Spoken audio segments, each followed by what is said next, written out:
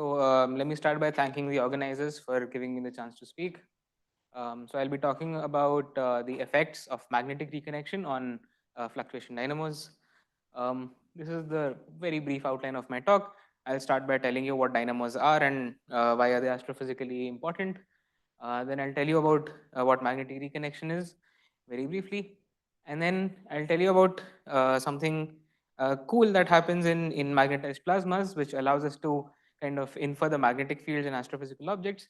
And ultimately, I'll apply these three ingredients to one particular system, which is galaxy clusters.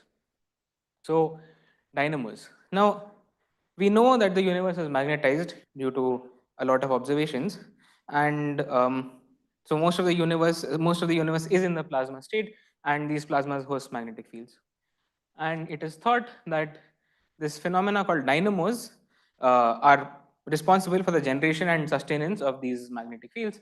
And dynamos basically convert the magnetic energy due to flow. They convert the kinetic energy due to flows into magnetic energy.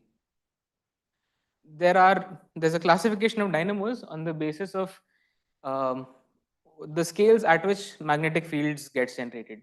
So if magnetic fields are getting generated at scales larger than the scales at which energy is being injected, then you have what's called a large scale dynamo. And if magnetic fields get generated on smaller scales than the energy injection scale, you get a small scale dynamo. Large scale dynamos typically require you to break the mirror symmetry of the flow in some way. So you should have either some differential rotation or some kinetic helicity of the flow, and only then you will have a large scale dynamo. Whereas small scale dynamos are more generic. Uh, Turbulent fluctuations in the velocity field amplify the fluctuations of the magnetic field, and which is why the small scale dynamo is also called the fluctuation dynamo. This here is a very simple plot showing the scales at which magnetic fields grow. So m of k here is the magnetic energy um, uh, as a function of the wave number, where wave number is defined as the inverse length in some fashion. So that is all I'll talk about dynamos, and I'll move to magnetic reconnection. This is a very crucial and very small scale phenomena in astrophysical plasmas, um, wherein reversing magnetic fields, if they are brought close to each other, they break and they reconnect. And this happens in regions of high current because you have reversing magnetic field lines. So on the top right, you see a very simple and laminar version of this in steady state. So these blue lines are moving up, the red lines are moving down. They meet at the center, they break and reconnect here, and they are shot out towards the left and the right. Now, in this process, the magnetic energy is converted into the kinetic energy, and some of it is released as heat of the plasma. This magnetic reconnection has been used to explain variety of observations from astrophysics, including things like solar flares and geomagnetic substorms and so on. Now, a more bursty version of this magnetic reconnection is when very large aspect ratio current sheets break up into small islands or plasmoids, as you can see here. So the white lines are the magnetic field lines, and you can see that they kind of come close to the center again, very similar to here, to the top right figure, but here you see that it is now breaking up into many of these islands. And this is one feature that I would like you to remember. So let's ask, how does one think of magnetic reconnection in the context of a dynamo? So imagine you have straight magnetic field line, and it is acted upon by some flow field from the right. And so what you will have is that the field line will bend because of this flow field. And now, because this is a random turbulent system, you can have the flow changing its direction and now hitting it from the bottom. And now you have a very coiled structure like this. And here you can see that you have these reversing field lines, which will form a current sheet, and that has the ability to do this.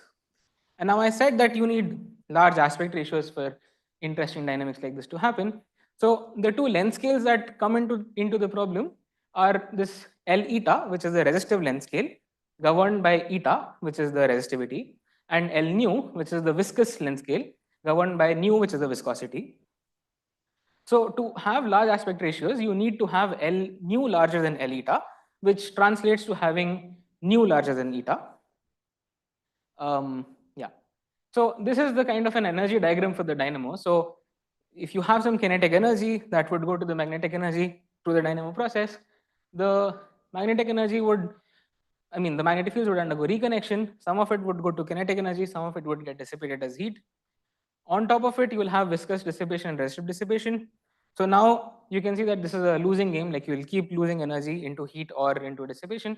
And so to study these systems, we typically force the flow with some energy injection scale, and that is what governs the energy injection scale that I talked about earlier. So this is what we'll do in a few slides. Yeah. So now very recent work has actually shown that these current sheets that get generated in this dynamo can actually break up into very small structures.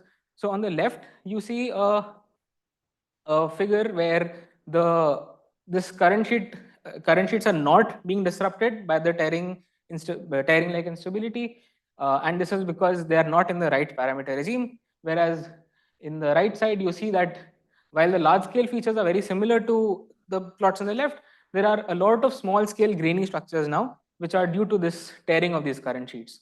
And so the key features that you need to have to actually see this is large aspect ratio current sheets, which means you need to have a large Prandtl number defined as again nu by eta, and you need to ensure that the tearing time scale, the rate at which or the time in which a current sheet would break up, that time should be smaller than the eddy turnover time for you to see something. Otherwise, the current sheet would be disrupted by the flow itself.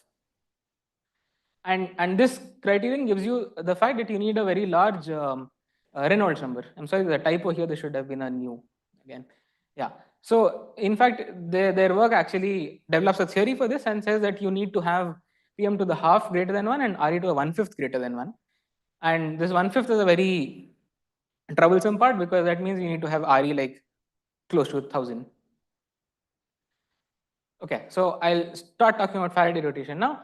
Faraday rotation is a very simple process where if you have a magnetized plasma with some magnetic field, the plane of polarization of a linearly polarized light that is passing through it will kind of rotate, as you can see here.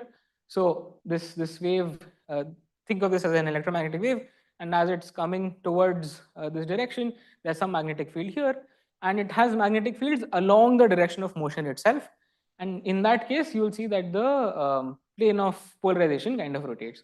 And this is what it would look like if you actually look at it from the front view. And this is a measure of how much it rotates. So this is some factor that comes from some theory. And then NE here is the electron density, or the density of the plasma basically, equivalently. And B parallel is the magnetic field along the line of sight, basically. So now let's see how all of this connects to galaxy clusters. First thing is that galaxy clusters, the the flow in the galaxy clusters is governed by cluster mergers, galactic nuclear activity, and galaxy motions. So this is very random and chaotic, and it lacks any large scale order. This is a perfect scenario for a small scale dynamo to operate. And the Prandtl number is 10 to the 20, and the Reynolds number is like 10 to the 10, which makes it clear that the criterion for observing this current sheet disruption is met. So because the system is homogeneous and isotropic, the mean of the RM, the rotation measure, would naturally come out to be 0 if you take many lines of sight through this system. However, the dispersion of this thing, the standard deviation of this rotation measure, actually indicates the coherence length of the magnetic field. So the coherence length or the integral scale of the magnetic field is measured like this. So it's basically a weighted average of 2 pi by k, which is some length. And if you assume isotropy, you can actually get a analytical expression for this dispersion, which goes directly as root of Lint, which means larger the integral scale, larger the dispersion in this. But we saw that reconnection redistributes energy. It puts it to smaller and smaller scales, and therefore this would affect the integral scale and hence would affect the dispersion measure. So we wish to see this. So we are running simulations of a small scale dynamo using this code called the Athena code. We are at an extremely high resolution because we have to resolve extremely small scales in the problem. And the Prandtl numbers we are at is a Prandtl number of 10 and a Reynolds number of 900, which means a magnetic Reynolds of 9000. We are currently building a pipeline to shoot many lines of sight through a cubic box like this. We'll be able to shoot like 3n square lines of sight through this, and then we'll measure the standard deviation on top of that, and we hope to see some deviation from the case where you don't have this current sheet disruption, and then we can say something about the observationally obtained dispersion measures. Yeah, and yeah, I end with that. Thank you. I'm open for questions and comments.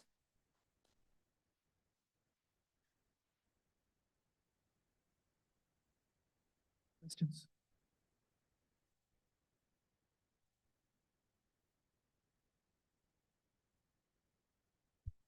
You talk about this conversion of this kinetic energy into magnetic energy.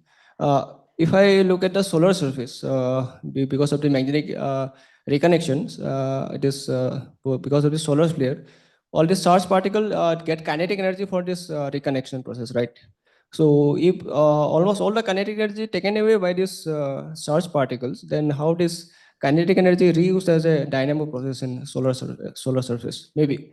Uh, is it a self-sustaining process in some sense? Yeah, so the thing is that the sun has burning fuel inside of it, which can drive turbulence, and that is one source of kinetic energy for the sun.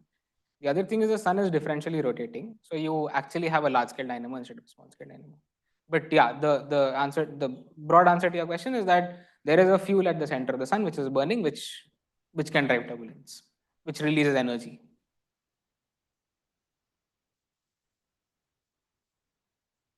Yes, sir.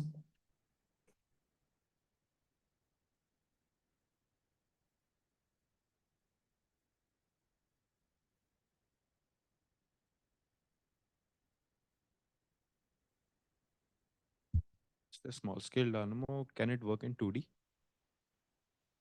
There are theorems which say that it cannot sustain a magnetic field for infinitely long, and that is a safe statement that I'll make.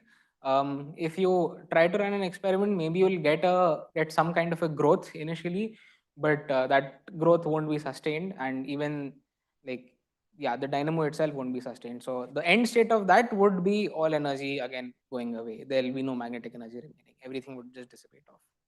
So for any dynamo, small or scale, large. Yeah. 3D. I mean, which is why we have to go to 3D and run crazily expensive simulations. Any further questions? So you were trying to say that in reconnection, the opposite magnetic field comes close and forms a bigger magnetic field. Was that the statement? It creates smaller structures. I would not necessarily say bigger structures always. So in this case, for example, this one, the fields right now have like a largish scale structure. But if I play this movie, you'll see that many of these small islands start getting created. Naturally, these islands at some point kind of also merge with each other, and that also creates larger and larger structures eventually. But the kind of thing we are interested in right now is the fact that there are these smaller scale structures present due to the reconnection, due to the tearing instability.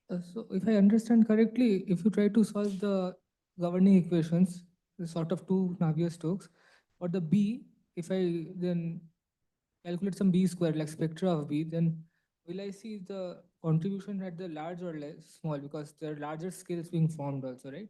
Or smaller also, like what will be the dominant? So once this, if you are in the regime where you start seeing these current sheet disruptions by the island like structure formation, there you actually see that um, the spectrum becomes has some higher value.